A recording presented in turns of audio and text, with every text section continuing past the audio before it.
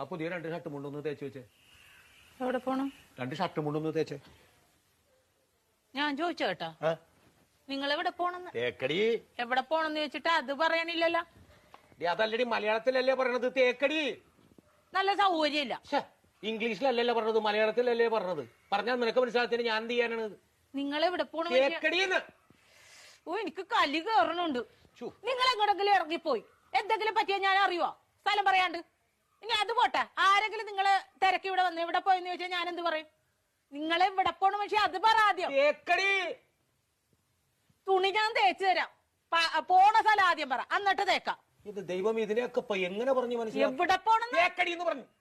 നല്ല സൗകര്യമില്ല തേക്കാനായിട്ട്. അത് കൊള്ളാല. ഏതാണ്ട് ഉടായിപ്പാണ്, അതാണ് പോണ സ്ഥലം പറയാൻ ഇത്ര മടി.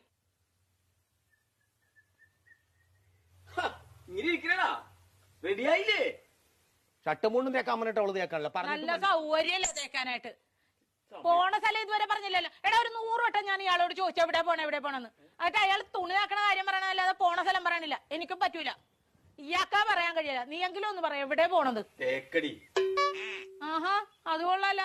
ദേ, ഒരു കാര്യം ഞാൻ പറഞ്ഞേക്കാം, എന്റെ കെട്ടേൻ എന്നെ ഇടിപൊടി എന്ന് വിളിക്കും. എന്ന് വെച്ച് കണ്ടവന്മാര് വീട്ടിൽ കയറി ഒന്ന് ഇടിപൊടി എന്ന് വിളിച്ചിട്ടില്ല, അടിച്ച കാരണം വിളിക്കും.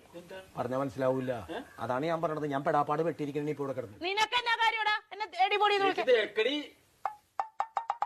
ഞാൻ ഒരു വട്ടം പറഞ്ഞു, ഇനി ഞാൻ അടിക്കും, സത്യമായിട്ട് അടിക്കും ഞാൻ. മനസ്സിലായില്ലേ ഇപ്പൊ പറഞ്ഞത്? പിന്നെ പറഞ്ഞാലല്ലേ മനസ്സിലാവുള്ളൂ. പറയണ്ടേ? കോട്ടയം കുമളി വഴി തേക്കടിക്ക് പോണെന്ന് ഞങ്ങ ടൂറ് പോണ തേക്കടിയുടെ കാര്യമായിരുന്നാ പറഞ്ഞത്. എനിക്ക് മനസ്സിലായില്ല. ഞാൻ എപ്പം വരെ വയല വെള്ളം പറ്റിയ. അതെ, ഞാനും വന്ന് തേക്കടിക്ക്. നീ വന്നെ പിന്നെ ഞാനില്ല. നിങ്ങൾ പോയിക്കും.